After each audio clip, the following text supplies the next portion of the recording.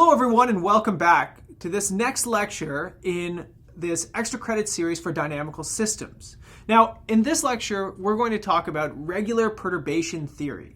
Now, what we do in mathematics typically is we work in regimes where we know the answer, where we have methods to find the answer. And then what we do is we sort of push those into further regimes by maybe perturbing things in. So saying that there's a small parameter, we can ask what happens as we turn on these parameters. Let me give you a specific example of what I am talking about here, okay? So let's think about a simple mechanical system that might take this form. So here, I've got epsilon. This is my small parameter. So typically, epsilon in mathematics is always a small number. So here I'm going to say 0 is less than epsilon, which is much smaller than 1.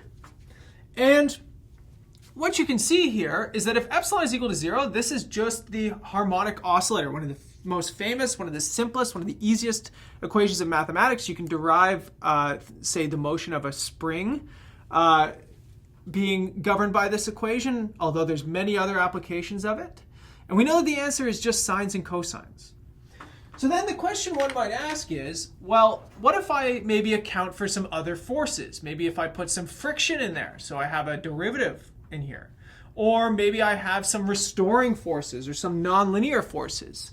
What would happen to my sines and cosines if I start adding more to this equation? This is where the perturbation comes from, right? So what we would like to do is think about epsilon being turned on. And we could ask ourselves, if epsilon is very, very close to 0, do I still have basically sines and cosines? Or did I completely destroy the structure? Now, let me give you two examples of where this would come up. And one of them you've already seen before. One is the van der Pol oscillator. And we're going to keep playing with this over the next couple videos. But the van der Pol oscillator takes this form. So again, it's the harmonic oscillator that we just saw. And then plus this nonlinear damping force. Okay, so if you want to remind yourself, you can go back to the lecture that we did on limit cycles where we studied the van der Pol oscillator in a lot of depth. Again, we're going to come back to it over the next few videos though. So here we would like to know, what the effect of this nonlinear damping is going to do by perturbing in the epsilon value. Another famous example is the Duffing oscillator. So both the van der Pol oscillator and the Duffing oscillator, these are some of the most well-studied nonlinear dynamical systems. They have their own Wikipedia pages. That should tell you a lot.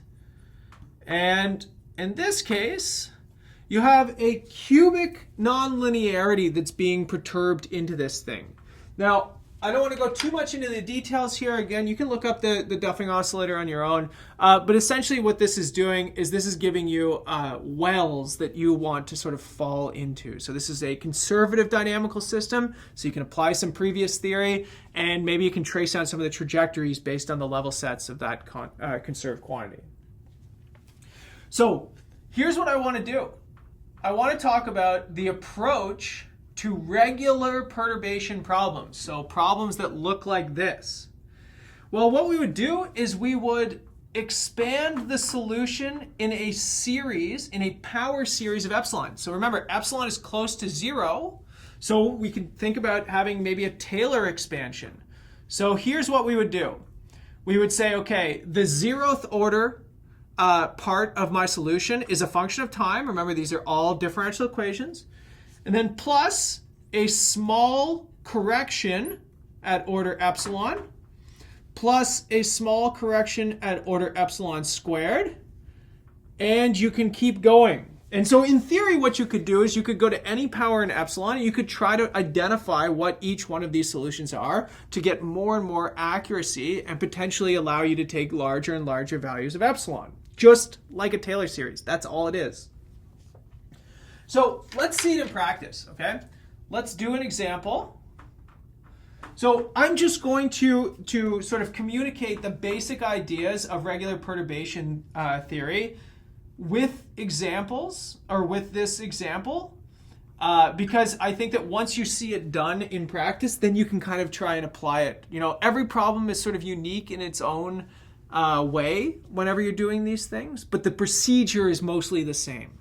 So here's my really simple example, okay? So here's my harmonic oscillator. I have a damping force that's being added to this thing, right? So I know it's damping because it's the first derivative that's in here, and it's just 2 epsilon, okay? Now, let's also assume that we have some initial conditions. So this is a second order differential equation. So we need its position and its initial velocity, okay? So this thing is initially, if you're thinking about maybe a spring or something, it's an unstretched spring, but it has an initial velocity. It's being kicked, okay? And again, the beauty of this thing is that it's a linear or second order differential equation. You might want to go back to my lecture series on ordinary differential equations to learn how to solve this. But I can tell you right now that this thing has a solution that you can easily find as long as you know the right methods. And it looks like this. 1 minus epsilon squared, all under a square root, e to the minus epsilon t sine of, and now here, 1 minus epsilon squared, all under the square root. Sorry, this is a minus 1/2 power. These things are going to cancel. And then times t. Okay, so let's take a look at this. First of all, when epsilon is equal to 0, this disappears, this turns into 1, and this disappears. We get sine of t. That makes perfect sense to me because that's my harmonic oscillator solution, right? Now what happens as epsilon gets turned on? Well, okay, I changed the frequency of oscillation just a little bit. Okay, so I have a constant multiplied out front, but here is the big difference. I have exponential decay, right? And that exponential decay comes from this damping force, right? So this damping, this is a frictional force. So you're not going to just, maybe if this is your spring, it's not going to bounce forever. There's some sort of friction on here, and eventually it's going to sort of settle down. And that's what we're seeing here. We're seeing a very, very slow evolution down to 0. So imagine we didn't know this solution and we would like to do some regular perturbation theory. So let's put this series solution into the differential equation. So put series into the differential equation. Okay, so again, we're gonna just play a game. We're gonna pretend we don't know the solution to this thing. Okay, so if I put this into the second derivative term, I get the second derivative of x0 plus epsilon x1 plus, and I'm only going to go up to first order and epsilon, so I'll just put dot, dot, dot. Then plus 2 epsilon, then the derivative of x0 plus epsilon x1, so on and so forth. That is the 2 epsilon, that's a damping force. And then the last piece of the harmonic oscillator is just the solution itself. So all that I'm doing here is replacing x with its series expansion and just plugging it into the differential equation. And now what you can see is that I can group, once I take these derivatives and once I multiply everything through, I can group things in terms of powers of epsilon. So here's what I would get. I would get at 0th order, so no powers of epsilon, I get x0, the second derivative, plus x0. That comes from this term right here and this term right here. Then the epsilon term. The epsilon term gives me x1 double dot, that's this piece right here. Then plus 2 epsilon, but now it's x0, right? Because if the x1 term would be epsilon squared. So plus 2 epsilon x0, and then plus x1. And then you'll have order epsilon squared, and you can keep going. But look what happens. The 0th order is self-contained, but you have to use the solution to the 0th order to get the solution to the first order. And then if you did this at epsilon squared, you would see that the solution for these two come in to give you the next order. So you get this cascade, right? Things get more and more complicated the higher the powers in epsilon you go. If you want 10 powers in epsilon, that's going to be a lot of work for you. But here's the thing. Since I've only gone up one order in epsilon, I have two equations I want to solve. Because if I want this to be 0 for every single small epsilon value, then I can just set each one of these to 0 individually. Just like how you set a power series to 0, for example. So that means that at order 1, I would have a harmonic oscillator. And at order epsilon, I would have this equation right here, x1 double dot plus 2 x0 dot. Sorry, I think I forgot a dot here. Plus x1 is equal to 0. And now we should also remind ourselves, what are the initial conditions, ICs? Well, we have x of 0 is equal to 0.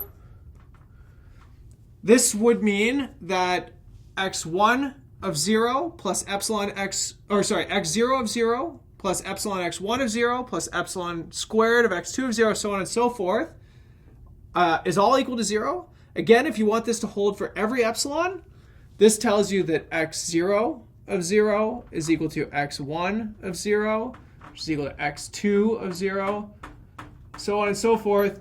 Everything has to vanish. If this is going to hold for every epsilon, that's how it has to be.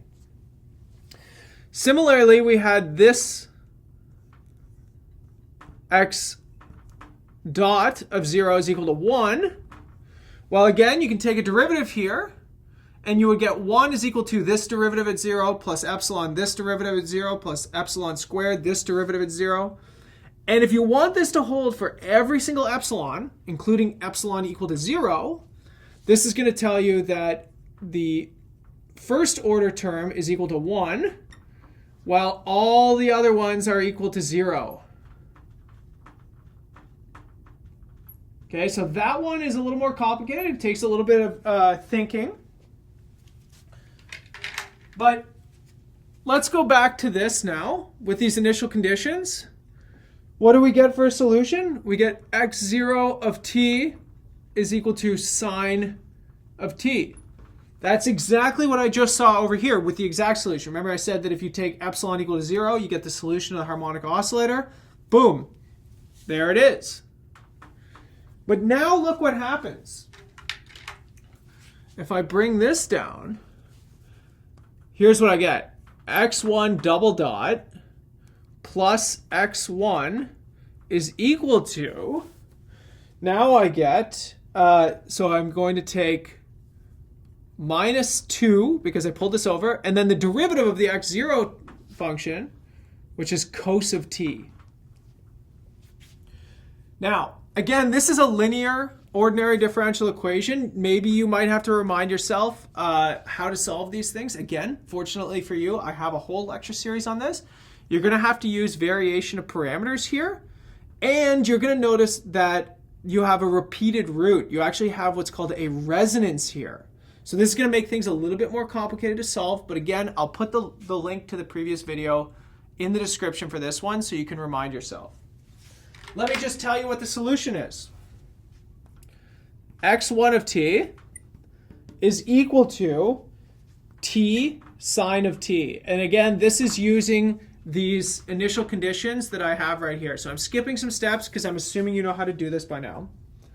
But so therefore, x of t would be given by sine of t plus epsilon t sine of t plus order epsilon squared.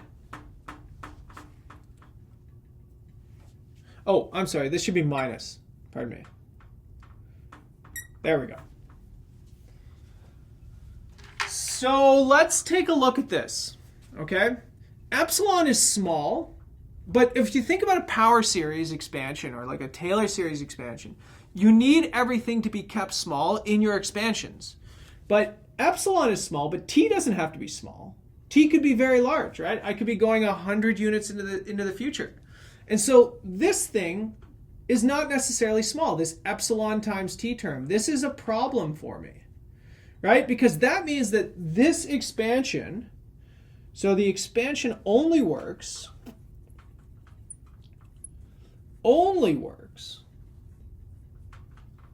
when epsilon t is small, when it's much less than 1. Because this is going to have an epsilon squared t squared term, right? So that has to be even smaller so I can neglect it. But if t is big, t squared is huge. So we have to be very, very careful about where this is actually valid. In fact, this is only valid for epsilon t becoming, moderately large, some sort of values. The exact solution is the exact solution for all epsilon and for all t. Doesn't matter. The expansion is only valid near the start of this thing. Now, what is it that you would find between these two solutions? Well, let's just do a super, super simple sketch, okay? My original, or my true solution for some value of epsilon, what does it look like? It's a damped oscillation. So it starts at 0, and it would go like this. And it would decay to 0 very, very quickly. Or very, very slowly, pardon me. And then, what does this solution do? Well, this term takes off. It gets bigger and bigger and bigger. And so what you would see maybe, you would see a close tracking originally, then it would start to fall off, and then it would start to grow. And you would get these expanding oscillations. And so this is what you have to be careful with when it comes to regular perturbation theory, is that these things are only valid on short timescales, only as long as this thing right here is satisfied, as long as epsilon t is small. If you want to, go into Desmos or Wolfram Alpha or however you plot functions and pick a small value of epsilon, say 0.1 maybe, and plot these two solutions and compare them. See where they fall off. Do it right now. Pause this video and do that. And here's the thing. What is it that we're gaining and what is it that we're losing? Well, what are we gaining? We're gaining short time descriptions of this solution. Again, this example that we have here had the advantage of us knowing the exact answer. But in practice, most equations we don't know the answer to. And so, knowing something about the solution is much better than knowing nothing. So even if it's for a short time, you still have some understanding of what's happening to this thing, right? Now, what are the drawbacks? Well, the drawbacks, again, we've seen is that it does not capture the long-time dynamics here. And in fact, it does the opposite. This thing grows while this thing dies. There's a few other things that I want you to see here, okay? This thing is a slight modulation from a regular sine of t, right? Its frequency isn't exactly 2 pi, right? Its frequency is, epsilon off of 2 pi. So that means that, even if this thing is decaying, its frequency that it's oscillating into 0 at is not going to be matched by the frequency here because this thing always has a frequency of 2 pi. Okay, so that's another thing that we're missing. Now, the most important piece, though, is this very, very, very slow decay. And that is not happening here. But let's take a look at something. If I take e to the minus epsilon t, and if I do a Taylor expansion of this thing around 0, okay? So you know the Taylor series expansion here. You get 1 minus epsilon t plus, and then you get, epsilon squared t squared terms. But that's interesting, right? 1, epsilon t, epsilon t. So even though the beginning part of this Taylor series looks like you're going to blow up, it's the later terms that help you to be controlled. And in fact, you get something that's globally bounded if you did this for every power of epsilon. So this is the trade-off, right? Again, this is where the short term comes from because this thing is only valid whenever this term right here is very, very small. So you have to be careful when it comes to regular perturbation theory. In practice, it's actually a pretty simple thing to do, depending on the complexity of your problem. But it can give you sort of false results in the sense that it's only valid for short timescales. Okay? So this is just a quick and dirty introduction. You can pick all kinds of fun examples to apply this thing to. For example, maybe you can come up with your own versions of these harmonic oscillators that have some sort of forcing or this damping on top of them. Or maybe you can apply it to the van der Pol or the Duffing oscillators, right? If you have these nonlinear terms, you have to be careful because this thing is going to be expanded out. Now you're like squaring a power series, but you can do it. It's a very practical, fun thing that you can do with differential equations. In the next video, we're going to come back to this example, and we're going to look at another method called multiple scales method in order to better analyze this thing for longer time scales. So I'll see you in the next video, everybody.